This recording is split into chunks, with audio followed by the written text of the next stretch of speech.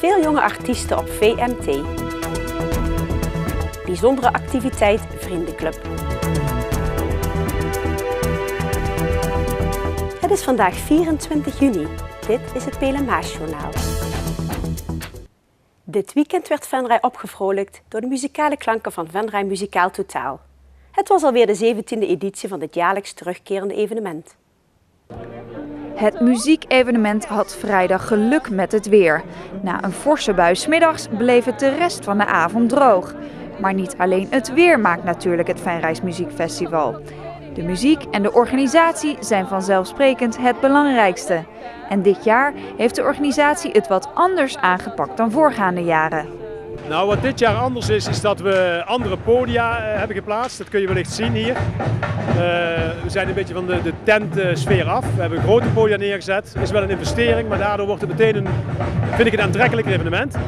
We hebben dit jaar een jongerenpodium. We hadden altijd al een kinderpodium voor de echte kleintjes.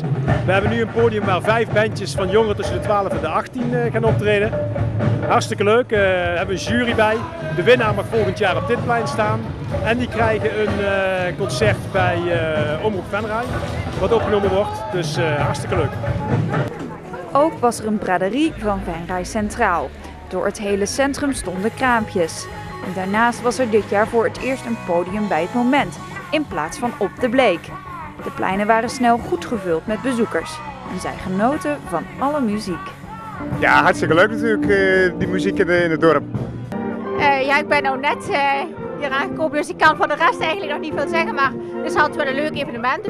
Het is gewoon een leuk initiatief en altijd leuk om weer naartoe te gaan ieder jaar. Op de Grote Markt was vroeg in de avond een kinder- en jongerenpodium. Er waren veel verschillende acts die werden beoordeeld door een strenge jury. De concurrentie was groot, merkten de jonge artiesten. Het ging wel goed, alleen we hebben toch wel twijfels, want het ging toch bij andere kinderen ging het ook echt supergoed. Oké, dus er zijn heel veel goede optredens geweest, als ik het goed begrijp. Ja, dat is waar. We hebben hele goede concurrenten en ja, het is wel zwaar geweest, vind ik zelf, maar nu vind ik wel, ik ben heel erg blij, maar ook weer heel erg opgelucht, want ja, nu ben je er vanaf. Dus. Wat hebben jullie precies gedaan? We hebben op ladders gedrumd. En wat denk je, gaan jullie winnen? Ja. Ja. Nou, dat denk ik niet echt zeker weten. Oh, jawel. Ik wel. Niet? Waarom niet, volgens jou? Die net was vond ik wel een beetje beter gaan.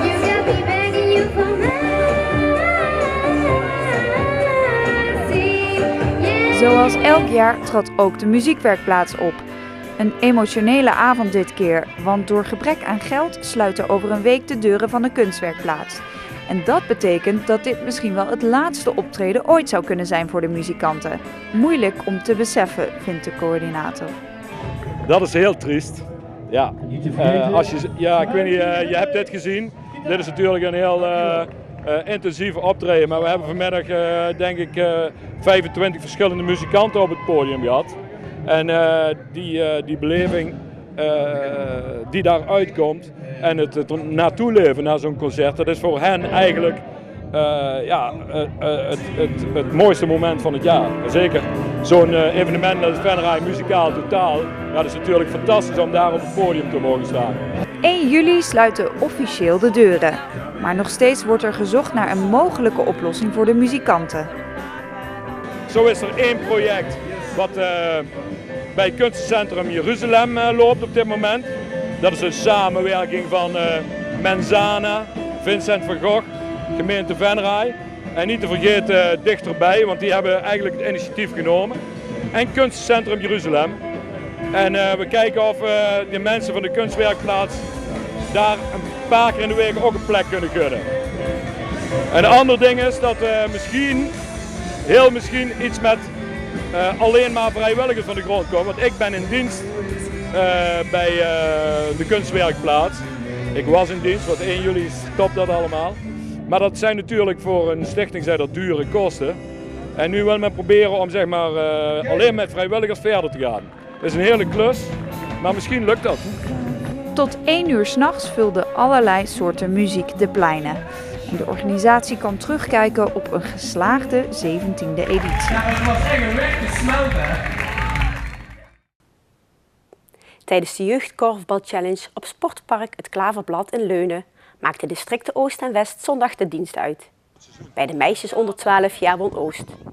Bij onder 14 en onder 16 jaar ging de titel naar West. In alle 3 de leeftijdscategorieën werd midden derde. In Leunen streden de beste korfbalsters uit de 3 districten om de prijzen. Het onderlinge duel tussen Oost en West was telkens beslissend voor de eindzege. Oost onder 12 won nipt met 4-3, terwijl onder 14 met 2-1 verloor en onder 16 met 6-3. In de teams van Oost kwamen speelsters van de Peelkorf, Oranje-Wit, SVOC 01 en SV United uit. De organisatie was in handen van korfbalvereniging Oranje-Wit, dat dit jaar het 40-jarig jubileum viert. Er werd afgelopen zaterdag flink gewerkt in en rondom kinderdagverblijf Het Rakkertje in Smacht-Holthees. Het ging om een bijzondere activiteit van een vriendenclub uit die dorpen. De hele speelplaats en ook binnen werd door de leden van de vriendengroep flink aangepakt. Aanleiding is de jaarlijkse activiteitendag van de uit zo'n 15 leden bestaande groep.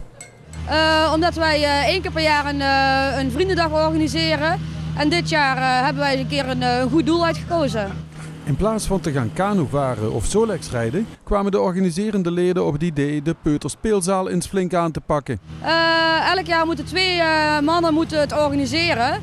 En goed, de vrouwen die komen daar natuurlijk bij kijken. Al pratende wilden we iets goeds doen voor de maatschappij. En we wilden het eigenlijk houden bij onze dorpjes. Ik heb zelf in de ouderraad gezeten van de Peuterspeelzaal. Dus ik weet dat je altijd afhankelijk bent van vrijwilligers om grote klussen aan te pakken. En om die reden zijn we eigenlijk bij de Peuterspeelzaal uitgekomen. De leden van de groep, behalve de 2 die het organiseerden, wisten niet welke activiteit er die dag ondernomen zou worden. Ja, dat wisten we vanmorgen om 9 uur pas, want ze kwamen hier en niemand wist wat we gingen doen. Dus normaal is het altijd een activiteit inderdaad en beginnen we vaak wat later op de dag. Dus iedereen was al verrast dat we om 8:45 moesten verzamelen. En toen kwamen de vrachtwagens met zand en zo al aanrijden, dus iedereen dacht van oh jee, wat gaan we nou weer allemaal krijgen. Maar ik moet zeggen, het was allemaal, werd heel leuk opgepakt en iedereen was erg enthousiast toen ze hoorden wat we gingen doen. Ja, dat was erg leuk. En wat ga je precies doen? We gaan hier de stoep helemaal eruit halen, egaliseren en weer nieuw leggen. We gaan de zandbak uitdiepen, een nieuwe zandbak erin met een nieuw afdekzeil. We gaan het gras eruit halen, frezen en grasmatten erin leggen. Binnen gaan we planken ophangen, kastjes verven. We gaan de muur hier schoonspuiten. We gaan een racebaan voor de kinderen schilderen met betonverf. Dus we hebben eigenlijk allerlei klussen. We hebben nieuwe gordijnen. Ja, van alles. Gelukkig kreeg men voor de grote klussen, zoals het egaliseren van de stoep, hulp van 2 deskundigen van een lokaal grondverzet- en bestratingsbedrijf. Ook voor de spullen als nieuw zand voor de zandbak en graszoden voor het speelveldje was hulp uit het bedrijfsleven onontbeerlijk. Ties, wat zijn jouw papa en mama aan het doen hier? Dag papa. En wat doet hij? Werken. Werken. En jij doet hem helpen? Nee, Waarom niet? ik ga hem niet aan het doen. Oh, is het zwaar werk voor jou? Ja. Veel bedrijven uit de omgeving lieten merken dat het maatschappelijk doel van de actie van de vriendengroep hen wel aansprak. En zo werden veel materialen en spullen geschonken of ter beschikking gesteld. Een schildersbedrijf zorgde voor de benodigde verf, een bouwbedrijf voor diverse materialen, een transportbedrijf voor zand en een bouwmarkt weer voor andere spulletjes. Nee, we zijn toen erg blij dat we het kunnen doen. We vinden het heel erg leuk om iets goeds te kunnen betekenen en het hele dorp is hierbij gebaat. We hebben zelf allemaal kinderen, dus het is ook erg leuk dat we het ook zelf terug gaan zien. Ja.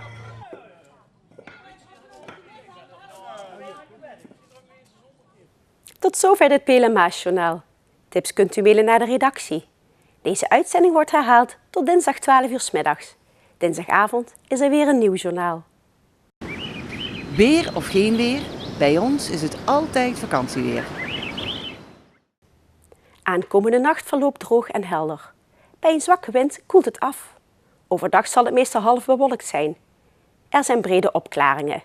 Het is koel weer met 's middags een maximumtemperatuur van 18 graden. Ik wens u een prettige avond. Graag tot morgen.